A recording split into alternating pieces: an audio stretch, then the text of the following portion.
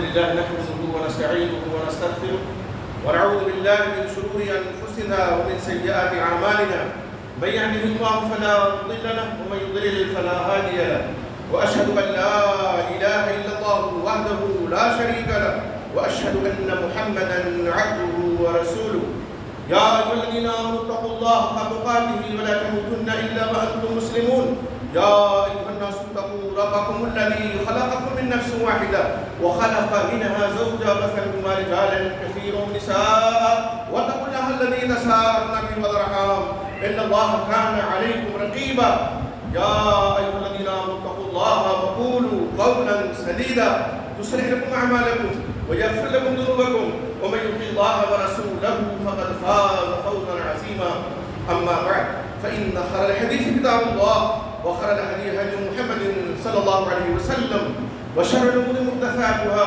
وكل محدثة بدعة وكل بدعة ضلالة وكل ضلالة في النار. أعوذ بالله السميع العليم من الشيطان الرجيم. بسم الله الرحمن الرحيم. إن عدة الشهور عند الله 12 شهرا في كتاب الله يوم خلق السماوات والأرض منها 4 حرم.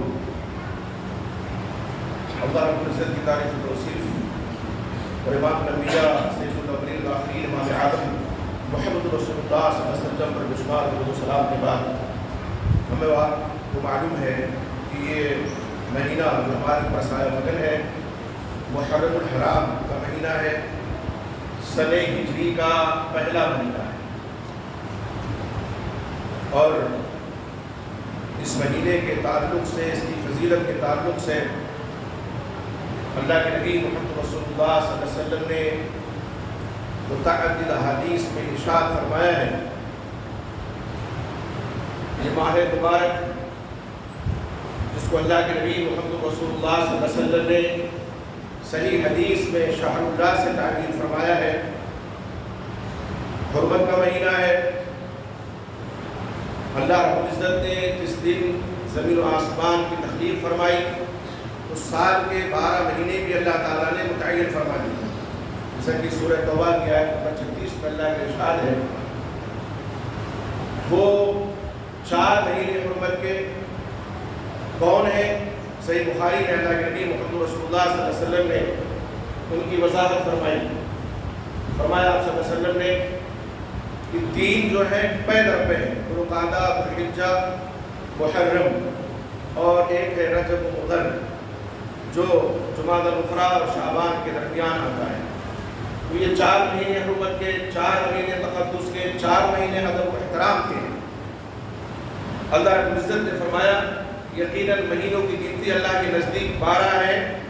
اللہ کی کتاب یعنی لوح محفوظ میں جس دن اللہ تعالیٰ نے زمین و آسمان کو پیدا فرمایا، اور ان 12 مہینوں میں سے 4 مہینے حرمت کے ہیں. 2 مہینوں میں اپنے آپ پر ظلم نہ کرو. اللہ فرماتے ہیں یہی سیدھا دین ہے، 2 مہینوں میں اپنے آپ پر ظلم نہ کرو. ظلم اور مہینوں میں بھی حرام ہے، لیکن یہ خصوصیت کے ساتھ 4 مہینوں کا ذکر کیا گیا اس لیے کہ یہ مہینے ادب و احترام کے ہیں. اس میں معصیت، گناہ کا ارتکاب اور مہینوں میں تو منع ہے ہی، لیکن ان کی حرمت اور شدید ہو جاتی ہے ان مہینوں میں. تو یہ محرم الحرام کا مہینہ سنہ ہجری کا پہلا مہینہ ہے. اور تاریخ مطالعے آپ احادیث کا مطالعہ کریں، آپ اس میں کوئی 2 رائے نہیں ہے، کسی کا ادنا بھی اختلاف نہیں ہے کہ سنہ ہجری کی جو ابتدا ہوئی وہ خلیفہ ثانی عمر بن خطاب رضی اللہ تعالی عنہ کے عہد مسعود میں، ان کے عہد مبارک میں، ان کے دور خلافت میں. امر واقعہ یہ ہے حضرت ابو موسیٰ اشعری رضی اللہ تعالی عنہ یمن کے گورنر تھے. امیر المؤمنین عمر بن خطاب رضی اللہ تعالی عنہ نے ان کو خط لکھا، خود لکھتے ہی لکھتے تھے. تو شعبان کا مہینہ لکھا، کوئی تاریخ نہیں، کوئی سن نہیں. تو حضرت ابو موسیٰ اشعری رضی اللہ تعالی عنہ نے جواب لکھا اور کہا امیر المؤمنین شعبان کا مہینہ تو ٹھیک ہے لکھا ہوا ہے، لیکن یہ نہیں ہے کہ 1 سال پہلے والا شعبان ہے کہ جو چل رہا ہے یہ شعبان ہے یا آنے والا جو مہینہ ہے وہ شعبان ہے اگلے سال کا. تو فکر ہوئی کہ کوئی اس طرح سے متعین کر دی جائے تاریخ یا سن. اس سلسلے میں حضرت عمر فاروق نے مشورہ کیا. کسی نے آپ صلی اللہ علیہ وسلم کے یوم ولادت کو، کسی نے یوم بعثت کو، اس طرح سے مختلف مشورے آئے. آپ ذرا دیکھیں، غور کریں، حضرت عثمان غنی رضی اللہ تعالیٰ عنہ صحیح بخاری کے لیے اور ایک روایت دوسری روایت میں حضرت علی رضی اللہ تعالیٰ عنہ کی، ان دونوں عظیم شخصیات نے مشورہ دیا کہ ہجرت مدینہ کو آپ اصل قرار دیجئے اور یہی سے ابتدا سن ہجری کو سن کی ہو. پھر وہ سن ہجری کہلایا سن. ہجرت سے اللہ رب العزت نے اسلام کو، مسلمانوں کو غلبہ عطا فرمایا، تو اس کی یاد دل و دماغ میں تازہ رہے گی. اور یہ بھی حقیقت ہے کہ آپ صلی اللہ علیہ وسلم نے جو ہجرت کی مدینہ طیبہ کی طرف، تو ذوالحجہ کے اواخر میں باقاعدہ کر لیا گیا تھا ہجرت کا. اس لیے اس کے بعد جو پہلا مہینہ آیا اس کا چاند طلوع ہوا وہ محرم کا مہینہ تھا. اور یہ بھی حقیقت ہے کہ آپ صلی اللہ علیہ وسلم نے حجۃ الوداع کے موقع پہ، ذوالحجہ کا مہینہ حجۃ الوداع کے موقع پہ آپ صلی اللہ علیہ وسلم نے فرمایا کہ بے شک زمانہ جو ہے اپنی اصلی حالت پر آ گیا ہے. اپنی اصلی حالت میں ہوتا کیا تھا؟ دور جاہلیت میں حرمت والے مہینوں کا پاس و لحاظ کیا جاتا تھا. مشرکین مکہ بھی کرتے تھے. لڑائی، دنگا فساد، جھگڑا، فتنہ، ان تمام چیزوں سے، قتل و غارت گری، خونریزی سے دور رکھتے تھے اپنے آپ. حرمت، ادب اور احترام کا تقاضا تھا تو ایسا کرتے تھے وہ. لیکن کبھی اگر لڑائی ضروری ہو جاتی تو وہ تقدیم و تاخیر کر لیتے تھے، آگے پیچھے مہینے کو کر دیتے تھے. اس کو قرآن میں اللہ تعالیٰ نے فرمایا ہے کہ یہ کفر میں زیادتی ہے. انما النسیء زیادۃ فی الکفر، اس کو نسیء کہتے ہیں. تو ظاہر انہوں نے گڑبڑ کر دیا تھا مہینوں میں اور اس طرح سے. اللہ کے نبی محمد رسول اللہ صلی اللہ علیہ وسلم فرماتے ہیں آج کیا ہے؟ زمانہ اپنی اصلی حالت میں واپس آ گیا ہے. ان الزمان استدار کا ہے اتی، اپنی اصلی حالت میں آ گیا. پھر آپ صلی اللہ علیہ وسلم نے اسی حدیث میں فرمایا کہ جو سال ہوتا ہے وہ 12 مہینے کا ہوتا ہے. السنۃ 12 شہرا، جن میں 4 مہینے حرمت کے ہیں، 3 پیر درپے اور 1 رجب. اس کے بعد جب آپ تشریف لائے مدینہ طیبہ تو پہلا مہینہ محرم کا، تو ہجرت کی یاد اور پھر یہ کہ اصلی حالت پہ زمانہ آ گیا تھا. آپ صلی اللہ علیہ وسلم نے حجۃ الوداع کے موقع پہ ارشاد فرمایا آپ کے فرمان کے مطابق، تو اس طرح سے محرم الحرام کو پہلا مہینہ قرار دیا گیا. مشرکان کو نے کس نے مشورہ لے؟ ارباب حل و عقد سے. لیکن بات کس کی تسلیم کی گئی؟ حضرت عثمان غنی کی، جن کی شہادت بے دردی کے ساتھ خوارج اور سبائیوں کے ہاتھ ہوئی. وہ لوگ جو آج محرم کا جب چاند طلوع ہوتا ہے سیاہ لباس سے تک کر لیتے اور نوح و ماتم میں لگ جاتے ہیں، ان کو شاید یہ پتہ نہیں ہے کہ محرم الحرام سن ہجری کی ابتدا جس خلیفہ رسول کے عہد مسعود میں ہوئی ان کا نام نامی عمر بن خطاب تھا، شہید منبر و محراب جن کو کہا جاتا ہے. ابو لؤلؤ مجوسی نے جن کا قتل کیا اور اس کے نام پہ حالانکہ وہی ایک روایت ہے اپنے آپ کو اس نے ختم کر لیا خنجر مار کر، اور ایک روایت ہے کہ قتل اس کا ہوا، اس کی قبر یہاں کہاں ایران میں چلی آئے گی، لیکن مزار بنایا گیا. بابا شجاع الدین کے نام سے باقاعدہ لوگ اس پر حاضری دیتے ہیں. اس مزار ہی کا نام ہے کہ بابا شجاع الدین کی آرام گاہ ہے، اس کو شجاع الدین کا لقب دیا گیا. شجاع کے معنی بہادری تھی کہ بزدلی تھی. ایک امام وقت کو عین حالت لباس میں پیچھے سے خنجر مارنا، یہ کون سی بہادری ہے؟ یہ کون سی بہادری ہے؟ کون سی شجاعت ہے؟ بہرکیف میں اس طرف نہیں جانا چاہتا. مجھے مقصد یہ بتانے کا کہ محرم الحرام کا مہینہ سن ہجری کی ابتدا کس کے زمانے میں ہوئی؟ حضرت عمر فاروق کے. کس کے مشورے سے ہوئی؟ صحیح بخاری کی روایت کے مطابق حضرت عثمان غنی رضی اللہ عنہ کے مشورے سے. اور ایک روایت میں حضرت علی نے بھی یہی مشورہ دیا، اور ان دو عظیم شخصیات کے مشورے کو عمر فاروق نے فرمایا. تو محرم الحرام کو ایک خصوصیت یہ حاصل ہے، یہ سنہ ہجری کا پہلا مہینہ ہے۔ دوسری خصوصیت یہ ہے، مختلف روایات ہیں اس مہینے میں نفلی روزوں کی فضیلت کے تعلق سے۔ ایک حدیث میں آپ صلی اللہ علیہ وسلم فرماتے ہیں افضل الصیام بعد رمضان شہر اللہ المحرم، سب سے افضل روزہ رمضان کے روزوں کے بعد، رمضان کا جو مہینہ ہے اس کے روزوں کے فرض ہے روزہ اس کا، اللہ کے شہر، اللہ کا مہینہ جو محرم ہے اس کا۔ وَأَفْضَلُ الصَّلَاةِ بَعْدَ الْفَرِيضَةِ صَلَاةُ اللَّيْلِ، اور فرض نماز کے بعد جو افضل نماز ہے وہ رات کی نماز ہے، یعنی قیام اللیل ہے، تہجد ہے، صلاۃ اللیل ہے۔ تو اس حدیث رسول میں اللہ کے نبی محمد رسول اللہ صلی اللہ علیہ وسلم نے محرم الحرام کے مہینے میں نفلی روزوں کی فضیلت بیان فرمائی، اور یہ بھی حقیقت ہے مکہ کے لوگ، آپ صلی اللہ علیہ وسلم کے شہر کے لوگ عاشورہ کا روزہ رکھتے تھے اور محرم کی 10 تاریخ کو کعبہ پہ غلاف بھی چڑھاتے تھے۔ آپ صلی اللہ علیہ وسلم نے حکم تو نہیں دیا لیکن خود روزہ رکھتے تھے۔ ظاہر ہے پہلی امتوں کی جو اچھائیاں تھیں جب تک منع نہ آ جاتا آپ صلی اللہ علیہ وسلم کو اختیار فرماتے تھے، تو اس طرح سے روزہ رکھتے تھے۔ آپ مدینہ تشریف لائے، آپ صلی اللہ علیہ وسلم دیکھا یہودی بھی روزہ رکھ رہے ہیں، پوچھا تم کیوں رکھ رہے ہو؟ کہا اس لیے کہ یہ وہ دن ہے کہ جس دن اللہ رب العزت نے حضرت موسیٰ علیہ السلام کو اور آپ کی قوم کو فرعون اور فرعونیوں کے ظلم و ستم سے نجات بخشی تھی اور فرعون بحر قلزم میں غرق ہو گیا۔ تو حضرت موسیٰ علیہ السلام نے شکرانے کے طور پہ روزہ رکھا تھا، تو ہم بھی رکھتے ہیں۔ آپ صلی اللہ علیہ وسلم نے فرمایا نحن احق بموسیٰ منکم، ہم تو تمہارے مقابلے میں زیادہ حق رکھتے ہیں موسیٰ علیہ السلام کے اس عمل کے مطابق عمل کرنے، اس لیے تمہارے بھائی ہیں۔ آپ صلی اللہ علیہ وسلم روزہ رکھا، لیکن آپ صلی اللہ علیہ وسلم متعدد حدیث میں آپ کی کوشش یہ ہوتی تھی کہ کوئی عمل جو یہودی کر رہے ہیں اس کی مخالفت آپ کریں۔ تو آپ صلی اللہ علیہ وسلم نے فرمایا کہ اگر اگلا سال آیا میں رہا تو لَأَصُومَنَّ الْيَوْمَ التَّاسِعَ، 9 محرم الحرام کو روزہ رکھوں گا، 9 محرم الحرام، تاکہ یہودیوں کی مخالفت ہو جائے۔ تو 9 اور 10 اس میں اختلاف اس طرف نہیں جانا چاہتا، بہت لوگ 9 ہی کے قائل ہیں 10 کے نہیں، لیکن صحیح بات یہ ہے کہ 9 اور 10 دونوں کا روزہ، تاکہ یہودیوں کی مخالفت ہو جائے۔ رمضان کے روزوں کی فرضیت سے پہلے اس روزے کی بڑی اہمیت تھی۔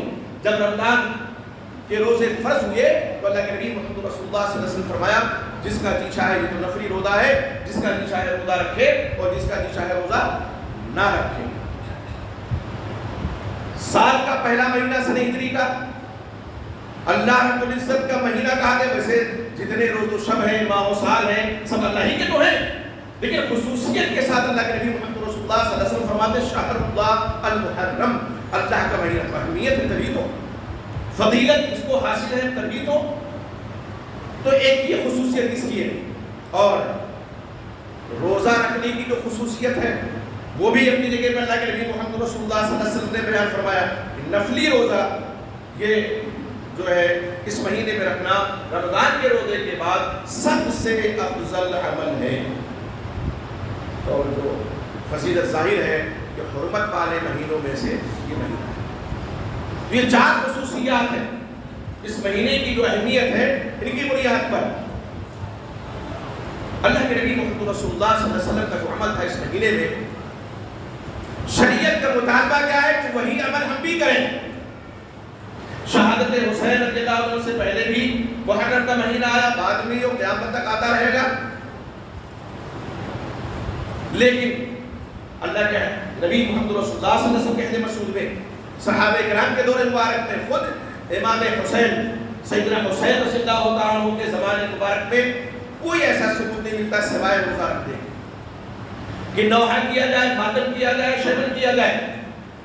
کہ اللہ کے نبی محمد رسول اللہ صلی اللہ علیہ وسلم سے بخاری کی حدیث میں بڑی صراحت کے ساتھ بیان فرمایا من لطم الحدود وشق الجیوب ودعا بدعوى الجاہلیہ وليس منا، اور ایک حدیث میں لیس منا من لطم الحدود اور من ضرب الحدود وشق الجیوب ودعا بدعوى الجاہلین، مختلف الفاظ ہیں. اس شخص کا مسلمانوں سے کوئی تعلق نہیں ہے، ہم سے کوئی تعلق نہیں ہے جو گال پیٹے ماتم کے وقت، مصیبت کے وقت، غریبان چاک کرے اور ہائے وائے مچائے، ہائے وائے مچائے. آج ہائے وائے مچائے جاتے ہیں، ہائے مچائے. ہم نہ تھے، بے شک تم نہ تھے، تمہارے باپ دادا تھے. اللہ کے نبی محمد رسول اللہ صلی اللہ علیہ وسلم نے برات کا اظہار کر دیا ایسے لوگوں سے جو ماتم کرتے ہیں، نوحہ کرتے ہیں، شیون کرتے ہیں، سینہ کوبی کرتے ہیں، سر کے بال نوچتے ہیں اور اپنے آپ کو لہولہان کرتے ہیں، زخمی کرتے ہیں. آپ صلی اللہ علیہ وسلم نے فرمایا وہ مسلمانوں میں سے نہیں. میں نے کہا اللہ کے وسلم فرماتے ہیں لیس منا، منا سے مراد کیا ہے؟ مسلمانوں میں سے وہ شخص نہیں ہے. ہم نہیں کہتے، اللہ کے نبی محمد رسول اللہ صلی اللہ علیہ وسلم کا فرمان ہے.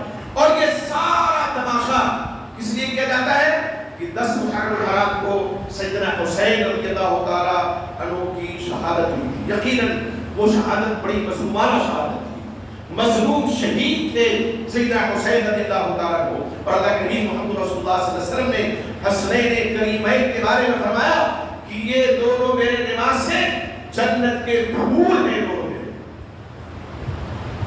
آپ صلی اللہ علیہ وسلم شدید محبت کرتے تھے ان سے. فرمایا جنتی نوجوانوں کے سردار ہیں میرے نواسے، فضیلت بے شمار، مناقب بے شمار ہیں.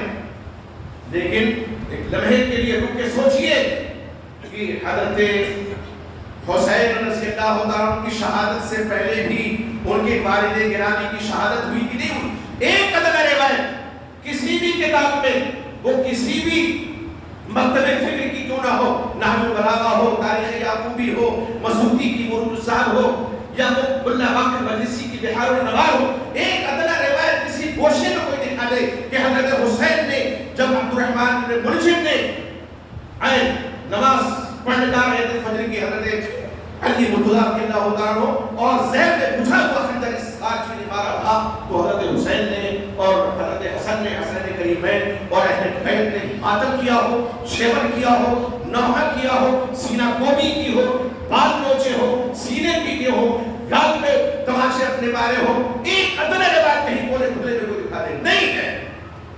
یہ کس کی سنت ادا ہو رہی ہے؟ کھچڑے بن رہے ہیں تو کس کی سنت ادا ہو رہی ہے؟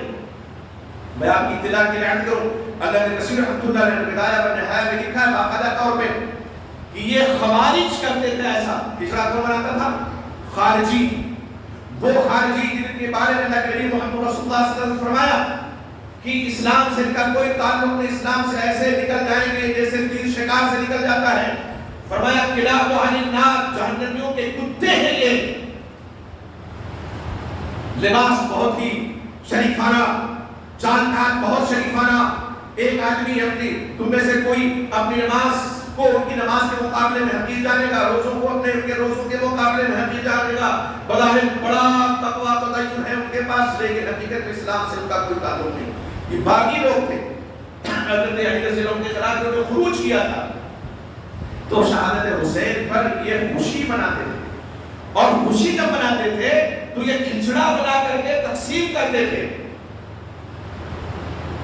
یہ کون کہتا ہے؟ البدایہ والنہایہ میں اللہ نے کثیر رحمۃ اللہ نے لکھا ہے فَقَانُوا فِي يَوْمِ الْعَاشِرِ فِي عَاشُورَا يَذْبَحُونَ الْحُبُوب. عاشورہ کے دن یہ خارجی کیا کرتے تھے؟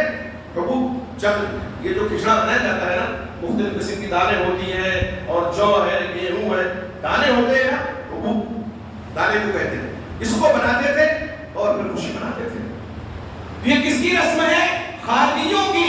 اور تاریخ اٹھا کر کے دیکھیے، میں نے اپنے خطبے میں کہا ہے، یوٹیوب پہ سن لیجیے گا کہ تمام شہادتوں کے پیچھے ان کا ہاتھ ہے، انہی خارجیوں کا، انہی سوائیوں کا، انہی بروائیوں کا. تو اس طرح سے خوشی شہادت حسین کے موقع پہ رضی اللہ تعالیٰ عنہ، اس دن جس دن مظلومانہ شہادت ہوئی تھی نماز رسول کی، کس نے خوشی منائی؟ خوشی میں کھچڑے بنائے خارجیوں نے. تو کس کی سنت ادا ہو رہی ہے؟ اہل بیت کی، یا ان کی جو اہل بیت سے بغض رکھتے ہیں، جو اہل بیت سے عداوت رکھتے ہیں، جو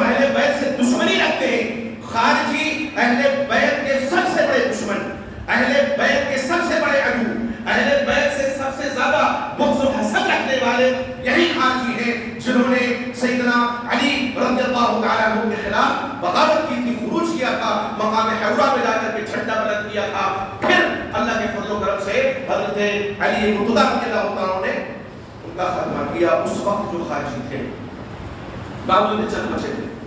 تو کہنے کا مقصد یہ ہے، آپ اٹھا کر کے تعزیہ کی تاریخ دیکھیے، چاہے کھچڑے کی تاریخ تھی، وہ روزے کا دن ہے. کون سا دن ہے؟ روزے کا نا. رمضان کے روزے کے بعد سب سے افضل روزہ ہے، اس دن سبیلیں لگائی جاتی ہیں، کھچڑے بانٹے جاتے ہیں. بریلی میں جس کو لوگ اتفاق سے شریف کہتے ہیں، اور تہجد کے لیے کہتے ہیں سنت ایسا کرتے ہیں، دوسرے کریں تو کریں، شکوہ تو اپنوں سے ہے، صحابہ کرام کی محبت کا دم بھرنے والوں سے ہے. ایک جلد ساز تھے مدرسے میں ہمارے، جلد سازی کرتے تھے. میں قصبے میں گیا تو وہ تقسیم کر رہے تھے شربت. تو اس کی مکتبے ہمارے آتے تھے، پرانی کتابیں وہ لے کے جاتے تھے. ظاہر میں تو کوئی کچھ تھی. کہا حضرت آئیے سبھی. ہم نے کہا جناب شرم کیجئے، آج کا دن روزے کا دن ہے، اور حضرت حسین رضی اللہ تعالیٰ عنہ یا اہل بیت میں سے کسی کے بارے میں یہ ثابت آپ نہیں کر سکتے ہیں کہ 10 محرم کو یہ بے روزے دار رہتے تھے وہ، اور سبیلے لگاتے تھے، شربت پلاتے اور پیتے تھے. تو کہ شرم کیجئے آپ، کس کی سنت ادا ہو رہی ہے؟ سنت رسول کی پامالی ہو رہی ہے. حضرت حسین رضی اللہ تعالیٰ عنہ کی سنت سے بھی اعراض ہو رہا ہے. یہ ان کا طریقہ نہیں، یہ اہل بیت کا اصول نہیں، یہ اہل بیت کا وتیرہ نہیں ہے. اہل بیت کے دشمنوں کا وتیرہ ہے 10 محرم الحرام کو باقاعدہ شریعی تقسیم کرنا، سبیلے لگانا، کھچڑے بنانا. اور کھچڑے بناتے ہیں اہل سنت کہلانے والے اپنے آپ مدام خیر. وہ ہے کہ نہیں ہے؟ یہاں جو دل ہے سینے میں دھڑکتا ہوا، اس پہ ہاتھ رکھ کر کے وہ سوچیں کہ وہ کس کی سنت ادا کر رہے ہیں. جب تک فاتحہ نہ ہو جائے کھچڑے پہ، تب تک کوئی کھچڑا کھا نہیں سکتا ہے، چکھ نہیں سکتا ہے. اتنی پابندی ہے. کس کے یہاں؟ جو اپنے آپ کو سنی مسلمان کہتے ہیں، ان کے یہاں. تعجب تو یہ ہے، اور آپ کو معلوم ہونا چاہیے، میں اکثر کہتا رہتا ہوں کہ تاریخ میں جو رتب و یابس لوگوں نے ملا دیا ہے، شیعی مورخین نے، اس میں بھی کچھ حقائق آپ نکال سکتے ہیں، لیکن زیادہ تر تو ایسے ہی ہے، رتب و یابس ہی ہے، کوئی اچھی بات نہیں ہے. تاریخ سازی ہوئی ہے، تاریخ بنائی انہوں نے. اور تاریخ بڑا مشکل فن ہے، تاریخ بڑا مشکل فن ہے. آج بھی آپ دیکھیں، آج بھی کچھ لوگ باقاعدہ طور پہ تاریخ سازی کر رہے ہیں، اور پہلے کی جو تاریخ ہے اس کو ختم کر کے نئے سرے سے تاریخ لکھی جا رہی ہے. یہ سارا شاخسانہ صرف ایک نام پہ ہو رہا ہے کہ حضرت حسین، سیدنا حسین رضی اللہ عنہ کو شہید کیا گیا کربلا کے میدان میں. اس میں کوئی دو رائے نہیں آتی. شہادت مظلومہ شہادت، ہم یقیناً وہ لوگ باغی ہیں، طاغی ہیں، مجرم ہیں، اور اللہ رب العزت کے نزدیک کو مبغوض ہیں، اور ہمارا ان سے کوئی ادنا تعلق بھی نہیں ہے. ہم تو رات اور دن اٹھتے بیٹھتے یہ چاہتے ہیں کہ ان پر لعنتوں کے ڈوکرے برسیں جو قتل حسین میں شریک تھے. لیکن شہادتیں اپنے گھر سے لیجیے نا. اور صاحب مسعودی کو اٹھا کے دیکھیے، دیکھو تاریخ یعقوبی، دیکھو اس کی بہار الانوار، ملا باقر مجلسی کی، سب نے لکھا کوئی شامی نہیں تھا قتل حسین میں شریک. شام دمشق وہاں یزید بیٹھا ہوا تھا. یزید تو کیا اس کا ایک آدمی بھی شریک نہیں تھا. ان کے اپنے مؤرخ کہتے ہیں. پھر لعنتیں کن پر پڑ رہی ہیں؟ کوفے والوں پر، ان پر پڑ رہی لعنتیں جو بھی برسا رہا ہے. اہل بیت سے محبت ایمان کا حصہ ہے، اور سے بغض و عداوت جو کرتا ہے وہ اپنی ایمان کی خیر بنائے. لیکن اہل بیت کی محبت کی آڑ میں، محبت نہیں محبت کی آڑ میں، صحابہ کرام رضی اللہ تعالیٰ عنہم اجمعین کے دامن تقدس کو تار کرنے کی اجازت ہم نہیں دے سکتے اور نہ برداشت کر سکتے. وہ چاہے کوئی سنی عالم ہو، چاہے دوسرے مکتب فکر کا عالم ہو. آج یزید تو ایک بہانہ ہے، اصل نشانہ کون ہے؟ صحابہ کرام ہے. مجھے کوئی بتائے شہادت حسین رضی اللہ تعالیٰ عنہ، مجھے تاریخ نہیں بیان کرنی، بہت بیان کر چکے. شہادت حسین رضی اللہ تعالیٰ عنہ میں اس وقت ظاہر ہے بعض صحابہ کرام موجود تھے. کسی ایک ادنا صحابی کا کوئی حادثہ نہیں کر سکتا ہے.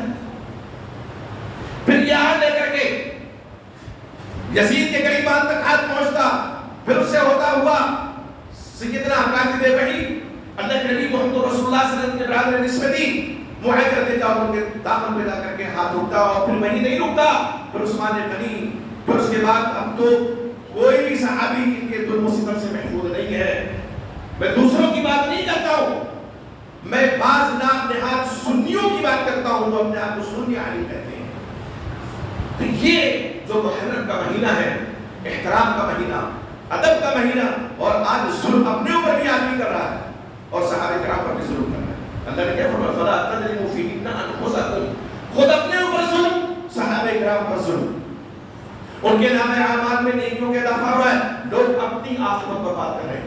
اس لیے یہ مہینہ جو ادب و احترام کا مہینہ ہے ہمارے اوپر سایہ فگن ہے۔ اللہ سے دعا کیجیے کہ یہ ماحوسات ہماری زندگی میں خوشگواری کے ساتھ آتے رہے، ہماری زندگیوں میں ایمان کی باتیں بھاری چلتی رہے، اور ہم جو گم چکا داستان تاریخ اسلام کا حصہ ہے، ہم اس سے عبرت لیں، موعظت لیں، نصیحت لیں، جتنی عظیم شہادتیں ہوئی ہیں ان کو نظر میں رکھ کر کے ہم اپنے ایمان کو مضبوط کریں، نہ یہ کسی نہ کوئی کریں یا بات نوچیں یا غریبان چاک کریں۔ اس کی کوئی گنجائش اور کوئی اجازت دین اسلام میں موجود نہیں ہے۔ اللہ سے دعا ہے کہ اللہ تعالیٰ نے جس طرح سے ہجرت کے بعد اسلام کو مسلمانوں کو غلبہ عطا فرمایا تھا، اللہ تعالیٰ کو دل لائے کہ مسلمان غالب رہیں۔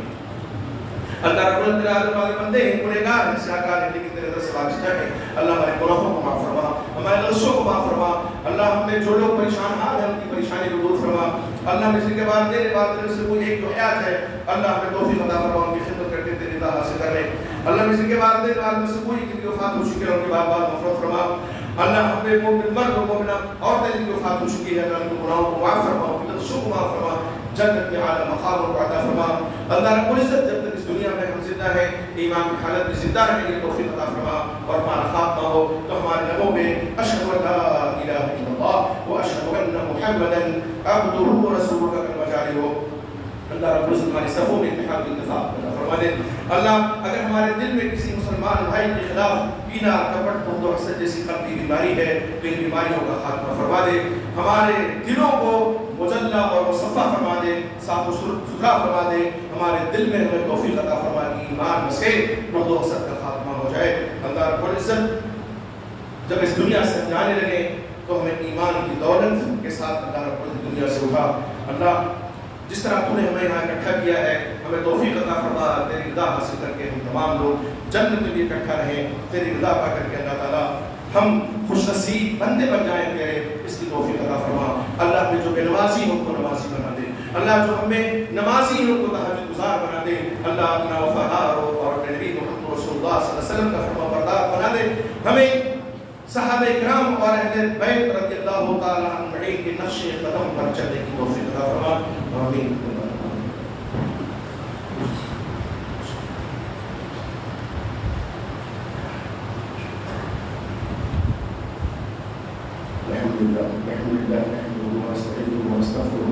ونعوذ بالله من شرور انفسنا ومن سيئات اعمالنا، من يهده الله فلا مضل له ومن يضلل فلا هادي له، واشهد ان لا اله الا الله وحده لا شريك له، واشهد ان محمدا عبده ورسوله. اما بعد فان خير الحديث كتاب الله، وخير الهدي هدي محمد صلى الله عليه وسلم، وشر الامور محدثاتها، وكل محدثه بدعه، وكل بدعه ضلاله، وكل ضلاله في النار. اعوذ بالله السميع العليم من الشيطان الرجيم. بسم الله الرحمن الرحيم. ان الله وملائكته يصلون على النبي يا ايها الذين امنوا صلوا عليه وسلموا تسليما. اللهم صل على محمد وعلى محمد كما صليت على ابراهيم وعلى ال ابراهيم انك حميد مجيد. اللهم بارك على محمد وعلى محمد كما باركت على ابراهيم وعلى ال ابراهيم انك حميد مجيد. عباد الله ورحمكم الله، ان الله يامر بالعدل والاحسان وايتاء ذي القربى وينهى عن الفحشاء والمنكر والبغي يعظكم لعلكم تذكرون. واذكروا ربكم وادعوه